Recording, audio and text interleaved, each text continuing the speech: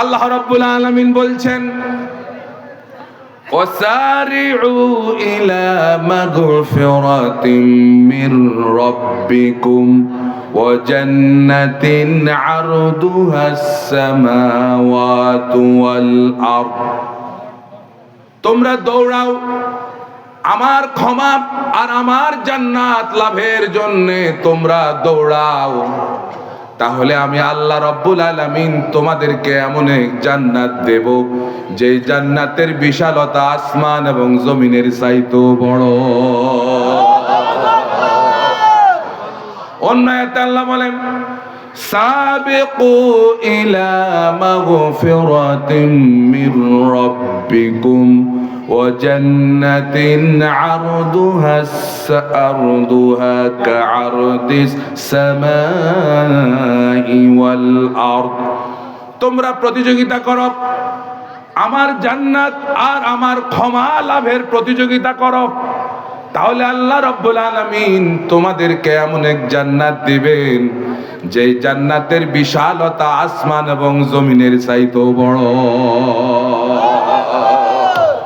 সর্বশেষ যে লোকটাকে আল্লাহ পাক জাহান্নাম থেকে মুক্তি দিবেন, শুনতেছেন কথা? এই লোকটাকে এর ঈমান আছে কিন্তু অপরাধের কারণে আল্লাহ পাক তাকে জাহান্নামে দিলেন। কান্নাকাটি করতেছে, আল্লাহ রাব্বুল আলামিন তাকে জাহান্নাম থেকে মুক্তি দিলেন। আল্লাহ পাক তাকে জান্নাত এবং জাহান্নামের মাঝখানে দাঁড় করায় দিলেন। হাদিস, জান্নাত এবং জাহান্নামের মাঝখানে দাঁড়ায় লোকটি চিৎকার মেরে কাঁদতেছে। রব্বুল আলামিন বলতেছেন, বান্দারে কেন তুমি কান্না করতেছ? চিরকাল জাহান্নামে জ্বলতেছিলে, আমি আল্লাহ রব্বুল আলামিন মেহেরবানি করে তোমাকে জান্নাত আর জাহান্নামের মাঝখানে দাঁড় করালাম, এখন কেন কান্না করো? লোকটি বলবে, রব্বুল আলামিন তুমি আমাকে জাহান্নাম থেকে মুক্তি দিয়েছো, আমি তোমার শুকরগুজার করছি, তবে কান্না করতেছি এই জন্যে আমি এখান থেকে ওই যে জান্নাত আমি দেখতেছি, তুমি যদি আমাকে মেহেরবানি করে আমাকে জান্নাতের দরওয়াজার সামনে একটু দাঁড় করাইয়া দিতা, একটু জান্নাতের দিকে উকি ঝুঁকি দিয়া জান্নাতের নেয়ামত একটু দেখতে পেতাম। হাদিস শরীফে এসেছে, আল্লাহ রাব্বুল আলামিন তখন ফেরেশতাদেরকে বলবেন, যাও একে জান্নাতের দরওয়াজার সামনে একটু দাঁড় করাইয়া দাও। জান্নাতের দরওয়াজার সামনে দাঁড়ায়া লোকটি আগের চাইতে আরো চিৎকার মেরে কাঁদতে থাকবে। আল্লাহ রাব্বুল আলামিন বলবেন, বান্দারে কি হলো তোর, এবার কেন কান্না করো? জাহান্নামে জ্বলতেছিলে, সেখানে জাহান্নাম থেকে মুক্তি দিয়া জান্নাত এবং জাহান্নামের মাঝখানে দাঁড় করালাম, আবার কান্দার কারণে জাহান্নামের জান্নাতের দরওয়াজার সামনে দাঁড় করায়া দিলাম, এবার কেন কান্না করতেছো? লোকটি বলবে, রব্বুল আলামিন তোমার শুকরগুজার করছি, জাহান্নাম থেকে মুক্তি দিয়েছো, জান্নাতের দরওয়াজার সামনে দাঁড় করাইছো, তোমার শুকরগুজার করি, তবে আল্লাহ এখন কান্না করতেছে এই জন্যে আমি জান্নাতের দরওয়াজার সামনে দাঁড়ায়া ভালো করে জান্নাত দেখতে পাই না। আল্লাহ তুমি যদি আমার মেহেরবানি করে জান্নাতের মাঝখানে একটু দাঁড় করাইয়া দিতা, তবে আমি ওয়াদা করতেছি জান্নাতের কোন নিয়ামত আমি ধরবো না, সইব না। আল্লাহ মেহেরবানি করে আমার জান্নাতের মাঝখানে একটু দাঁড় করাইয়া দাও। হাদিস শরীফে এসেছে, রব্বুল আলামিন তখন ফেরেশতাদেরকে বলবেন, যাও তাকে জান্নাতের মাঝখানে দাঁড় করাইয়া দাও। জান্নাতের মাঝখানে দাঁড়ায়া লোকটি আরো জোরে চিৎকার করে কাঁদতে থাকবে, এবার গড়ায়া গড়ায়া কাঁদবে। এবার রব্বুল আলামিন বলবেন, বান্দারে কি হলো তোর, এবার কি হলো? চিরকাল জাহান্নামে জ্বলেছিস, সেখান থেকে মুক্তি দিয়ে জান্নাত জাহান্নামের মাঝখানে দাঁড় করালাম, আবার কান্না করার কারণে জান্নাতের দরওয়াজার সামনে দাঁড় করালাম, আবার কান্না করার কারণে জান্নাতের মাঝখানে দাঁড় করালাম, এবার কেন কান্না করো? লোকটি বলবে, রব্বুল আলামিন তুমি আমাকে জাহান্নাম থেকে মুক্তি দিয়েছো, জান্নাত এবং জাহান্নামের মাঝখানে দাঁড় করাইছো, জান্নাতের দরওয়াজার সামনে দাঁড় করাইছো, জান্নাতের মাঝখানে দাঁড় করাইছো, তোমার শুকরিয়া আদায় করি। তবে রব্বুল আলামিন এবার এই জন্য কান্না করি, ওগো আমার রব, একবার যখন আমাকে জান্নাতের মাঝখানে দাঁড় করাইছো আল্লাহ, এই জান্নাত থেকে আমার আর কোনোদিন বের করে দিও না।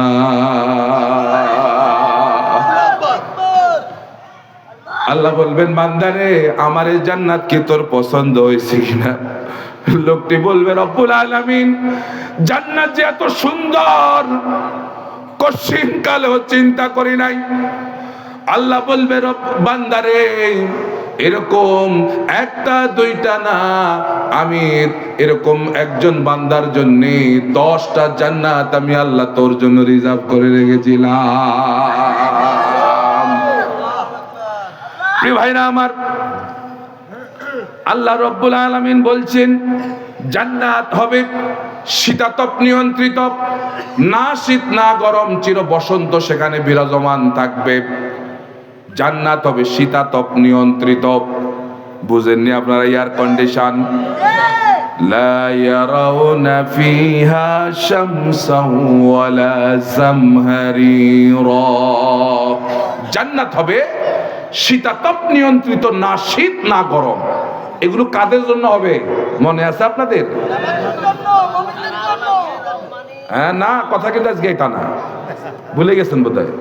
যারা আল্লাহকে রব বলে স্বীকার করার পর জীবনের শেষ মুহূর্ত পর্যন্ত এই কথার উপর থাকবে। কি খেয়ে কি হারায় ফেলেননি মাঝে মাঝে? শুধু মাহফিলে আসলে হবে না ভাই, কিছু খোরাক বাড়িতে নিয়ে যাইতে হবে, ঠিক না? তাহলে শেষ পর্যন্ত মনে থাকবে তো। এই মাহফিলে তো ভুলে গেছে। আরে ব্যাকে তো ইমানদার দাবি করে, কথা বলে না? ওদের না জুমার দিন সামনের কাতারে নামাজ পড়ে, কিন্তু খোঁজ খবর নিয়ে দেখেন সুদিকার বাড়িতে সে উস্তাদ। তো হেরও একই অবস্থা হইব। যারা আল্লাহকে রব বলে স্বীকার করার পর সুদিকার বাড়ি করবে না, ঠিক কি না বলেন? আল্লাহর হুকুম জীবনের সকল ক্ষেত্রে যারা মানবে তারাই এই জান্নাতের অবস্থান এরকম হবে, ঠিক কি না?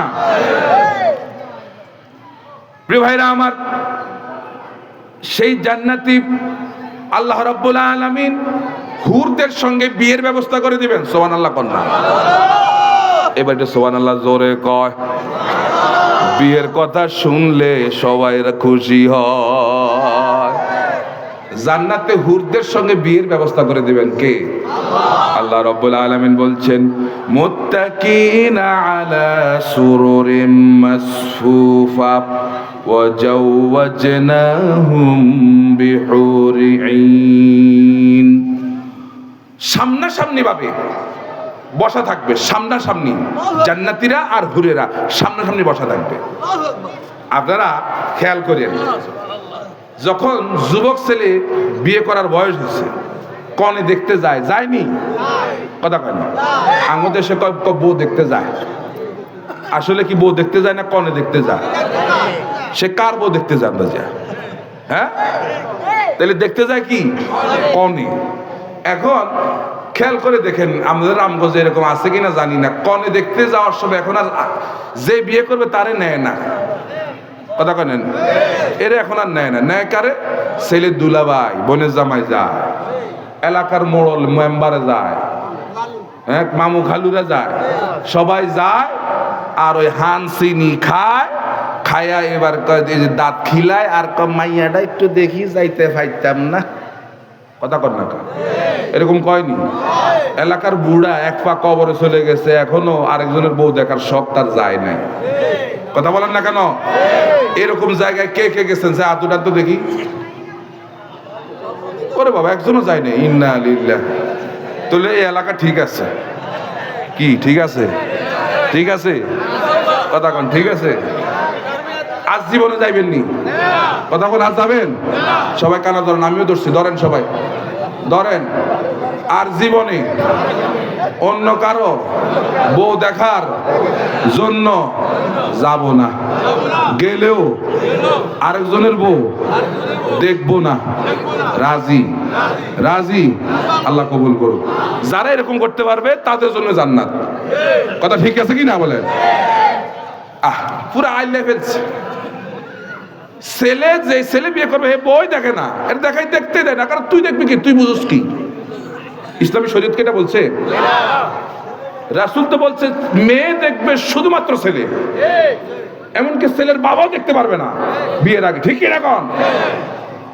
ওই 2 নম্বরে দিয়ে বিয়ে শুরু করে, এরপর কয়দিন গেলে বিয়ে টিকে না, হুজুর বিয়ে টিকে না। আর টিকবো কেমন? তুমি তো 2 নম্বর দিয়ে শুরু করছো। কি কথা ঠিক আছে কিনা? এরপরে মহারানা, বড় ভাইয়ের বাপে দেখে, এরপরে মহারানা। এই কথাগুলো বলছি এই কারণে, যেহেতু সময় বাড়ছে এই জন্যে। কথা বুঝেন না বোধহয় আমার আলোচনার স্টাইলে। মেহমান আসলে কহেন, মেহমান আসলে কহেন, হুজুর আসলে কহেন, আমি আবার ওইদিকে যাইতে হইব তো। হ্যাঁ, তো এখন কি বলতেছিলাম যেন, মেয়ে দেখতে যায়, মহারানা ঠিক করে। মহারানা কে ঠিক করে? মহারানা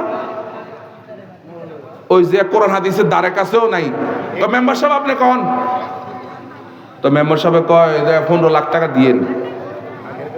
ওই পাশের মেম্বার এতক্ষণ না হইতো না, এই দুইজনে কি মোহর নিয়ে মারামারি করে অনেক সময় বিয়া কি হয়ে যায়, শেষ। অথচ মহারানা নির্ধারণ করবে কে? জানেন আপনারা এটা? একদিন হযরতে ওমর মসজিদে বলতেছে যে তোমরা মহারানা একটু কম করো। তখন তো মসজিদে মহিলারা নামাজ পড়তে যাইতো, এখন তো আপনারা মসজিদে মহিলাদেরকে যাইতে দেন না। একজন মহিলা পিছন থেকে দাঁড়ায় বলতেছে, ওমর এই ক্ষমতা তোমারে দিছে কে মহারানা কম করার?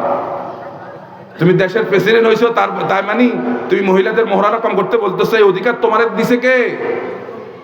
আল্লাহ তো রব্বুল আলামিন কোরআনুল কারীমে সূরাতুন নিসার মধ্যে বলছেন, কি বলেছেন? তোমরা নারীদেরকে 1 স্তূপ মহারানা দিয়ে দিও, 1 স্তূপ দিও। তো এটা আমার আর আমার স্বামীর বিষয়। মহারানা নির্ধারণ করবো আমি আর আমার স্বামী, যে আমার স্বামী হবে। আমাদের একজন আরেকজনকে পছন্দ হলে আমি দাবি করব যে আমারে এত টাকা, এত লক্ষ টাকা মহারানা দিয়ে যাবে। স্বামী আমারে পছন্দ হলে বলবে হ্যাঁ ঠিক আছে। এগুলো আপনারা পান না এই কারণে, কারণ এই দেশ কোরআন দিয়ে চলছে না। ইনশাআল্লাহ কোরআনী শাসন কায়েম হলে সমাজের মধ্যে এই সমস্ত শাসনগুলো শুরু হয়ে যাবে, ঠিক কিনা বলেন? কোরআনের সৌন্দর্য তো আপনারা দেখেন না। একটু দেখেন, মহিলা যখন এই কথা বলছে, সঙ্গে সঙ্গে ওমর বলতেছে যে একজন মহিলা সত্য কথা বলেছে আর ওমর ভুল করেছে। দেখছেন শাসক কারে কয়? আর আমাদের দেশের প্রধানমন্ত্রীর সামনে কোন একজন মহিলা বা কেউ যদি বলে যে আপনি ভুল করছেন, কথা কন না, ওর অস্তিত্ব থাকবে কিনা বলেন না? এই জন্য ইসলামী শাসন ব্যবস্থা যদি সমাজের মধ্যে কায়েম হয়, শাসকদেরকে মাঝে মধ্যে তাদেরকে কাঠ করায় দাঁড় করানো সম্ভব হবে, ঠিক কিনা বলেন? এটা হবে ইসলামী সরকার হলে এই অবস্থা হবে। আল্লাহ যেন কবুল করে বলে আমিন। প্রিয় ভাইরা আমার, আল্লাহ বলছেন সামনাসামনি এভাবে করে হুরেরা আর জান্নাতীরা বসা থাকবে।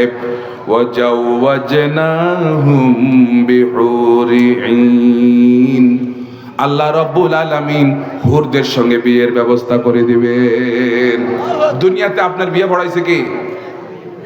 আপনার হুজুরে, মসজিদের মুয়াজ্জিন বা ইমাম সাহেব বা বড় হুজুরাই পড়াইছে। কিন্তু সেদিন জান্নাতে আপনার বিয়ে পড়াইবেন কে? আল্লাহু আকবার। রাজি আছি? কয়জন? মানে বিয়ে আল্লাহ করাইবেন হুর কয়জন জানেন না এটা আপনারা?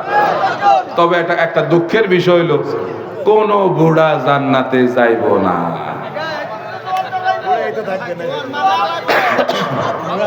বুড়াকে টেনশন করছেন নি? না না, টেনশন। আচ্ছা আপনারা কন না, এই যে কেন যাবে না, এটা একটা প্রশ্ন আছে না? কেন যাবে না? যাবে না এই জন্যে 70 জন হুর। তাইলে এই বুড়া 70 জন হুর চালাইতে পারবো নি? কথা কন না। এই বুড়া তো বুড়ি একটারে অন চালাইতে পারে না। ওই বুড়ি বাজার থেকে আনতে দিছে পান, যা বাজার থেকে আসার সময় পান নিয়ে আইসো। বুড়া গেছে ভুলে গেছে, আর কোন রকম কাছারি ঘরের সামনে গেছে, আর বুড়িকে পান আনছে নি, ভুলে গেছি। এবার লাঠিটা লয় বুড়ারে দিছে দৌড়ানি। কথা কন না কা? বুড়া তো এই বুড়ি একটাই সামলাইতে পারে না, ওই 70টা সামলাইবো কেমনে? এই জন্য বুড়া জান্নাতে যাওয়ার দরকার আছে নি? না, দরকার নাই।